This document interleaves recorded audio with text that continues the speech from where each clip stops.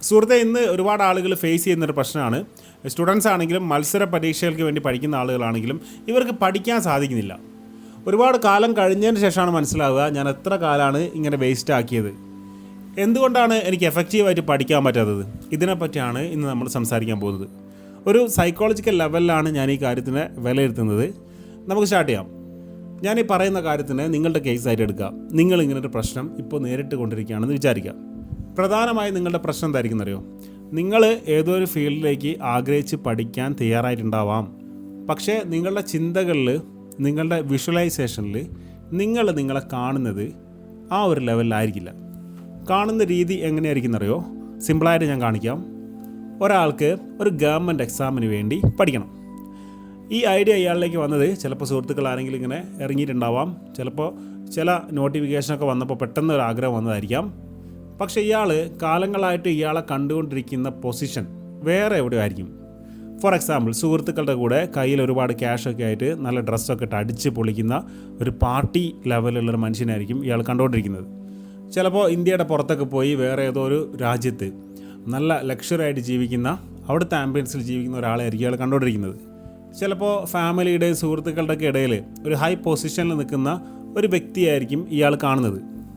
ഇങ്ങനെ ഒരു ആഗ്രഹത്തിലൂടെ വർഷങ്ങളായിട്ട് ഇയാളെ തന്നെ മനസ്സിൽ കണ്ടുകൊണ്ടിരിക്കുമ്പോൾ പെട്ടെന്നാണ് എവിടുന്നോ ഇങ്ങനൊരു മത്സര പരീക്ഷയുടെ ഒരു ആഗ്രഹം വരുന്നത്. ആ പൊസിഷൻ എന്ന് പറഞ്ഞാൽ ചിലപ്പോൾ അതൊരു ഗവൺമെൻറ് ഓഫീസിൽ 24 മണിക്കൂർ ഇരിക്കാൻ പോകേണ്ട ഒരു പൊസിഷൻ ആയിരിക്കാം. കാലങ്ങളോളം എവിടെയെങ്കിലൊക്കെ ഇരുന്ന് വർക്ക് ചെയ്യേണ്ട ഒരു പൊസിഷൻ ആയിരിക്കാം. പക്ഷേ ഇയാളുടെ ചിന്തകളിലൂടെ പോയ ഫ്രീഡം ലെവൽ ഏതോ എക്സ്ട്രീമാണ്.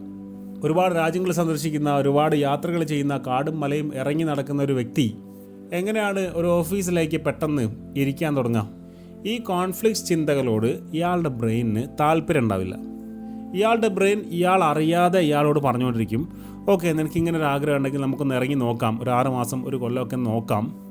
പക്ഷേ നിന്നെ കണ്ടുകൊണ്ടിരുന്നത് ഒരു ഫ്രീഡം ലെവലിൽ എവിടെയോ അടിച്ചു പൊളിക്കുന്ന വേറൊരു വ്യക്തിയായിട്ടാണ്. എന്തായാലും നീ ട്രൈ, കിട്ടുകയാണെങ്കിൽ കിട്ടട്ടെ.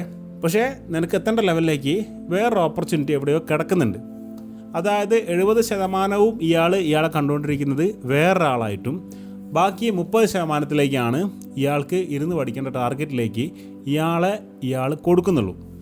അപ്പോൾ അതിനുള്ള ഇമ്പോർട്ടൻസ് വളരെ കുറവായിട്ടാണ് നിങ്ങളുടെ ബ്രെയിൻ കണ്ടുകൊണ്ടിരിക്കുന്നത്.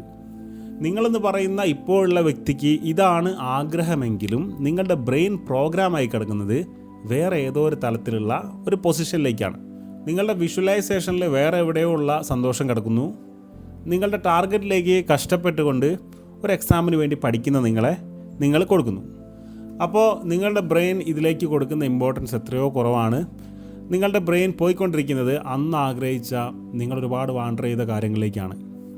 ഞാൻ പറഞ്ഞത് കറക്റ്റ് അല്ലേ? നിങ്ങളെപ്പറ്റി ഒന്ന് ചിന്തിച്ച് നോക്കൂ. നിങ്ങൾ എത്ര കാലമായിട്ടുണ്ടാവും ഇങ്ങനെ ഒരു എക്സാമിന് വേണ്ടി ചിന്തിക്കാൻ തുടങ്ങിയിട്ട്? ഒരുപാട് കാലമായിട്ട് നിങ്ങളുടെ ഡ്രീം മറ്റൊന്നായിരിക്കില്ലേ? ചിലപ്പോൾ ഒന്നായിരിക്കില്ല, നിരവധി.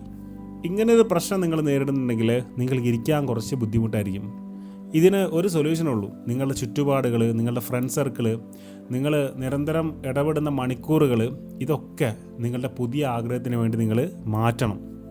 ചിലപ്പോൾ പുതിയൊരു എക്സാമിന് വേണ്ടി ഒരു ക്ലാസ് റൂമിൽ പോയിട്ട് ഒരു 6 മണിക്കൂർ 8 മണിക്കൂർ ചിലവാക്കുന്നുണ്ടെങ്കിൽ പോലും അത് നിങ്ങൾക്ക് നല്ലത് മാത്രമേ വരുത്തൂ. ഇനി രണ്ടാമത്തെ പോയിന്റിലേക്ക് ഞാൻ നിങ്ങളെ കൊണ്ടുപോവാണ്. അത് ഡിസ്ട്രാക്ഷനെ മാനേജ് ചെയ്യാനുള്ള കഴിവ് നിങ്ങൾ ബിൽഡ് ചെയ്തെടുക്കേണ്ട ഒരു കഴിവാണെന്നുള്ള കാര്യത്തിലേക്കാണ്. നിങ്ങൾ നീന്താൻ പഠിക്കുന്നതും സൈക്കിൾ പഠിക്കുന്നതും കാറ് പഠിക്കുന്നതൊക്കെ ബിൽഡ് ചെയ്തെടുക്കുന്ന ഒരു കഴിവാണ് അല്ലേ?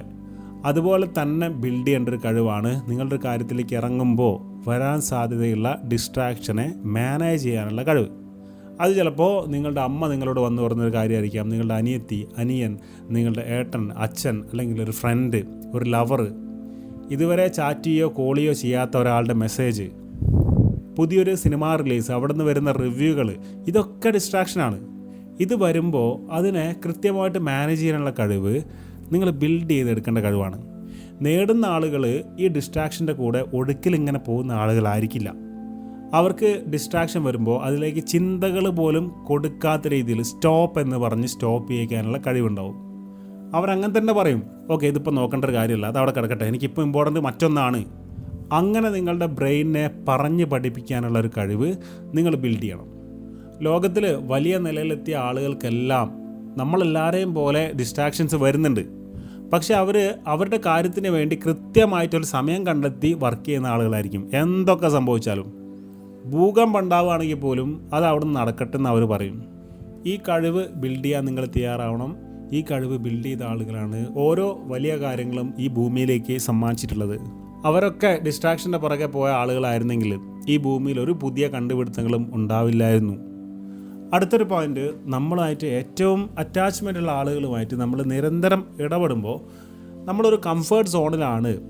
നമുക്കെന്ത് സംഭവിച്ചാലും നമ്മളെ പ്രൊട്ടക്റ്റ് ചെയ്യാൻ ആളുകളുണ്ട് എന്നുള്ളൊരു തോന്നൽ നിരന്തരം നിങ്ങളിൽ സംഭവിക്കാൻ തുടങ്ങുന്നു. അത് ചിലപ്പോൾ നിങ്ങളുടെ പാർട്ട്ണറായിരിക്കാം, വീട്ടിൽ തന്നെയുള്ള ആളുകളായിരിക്കാം.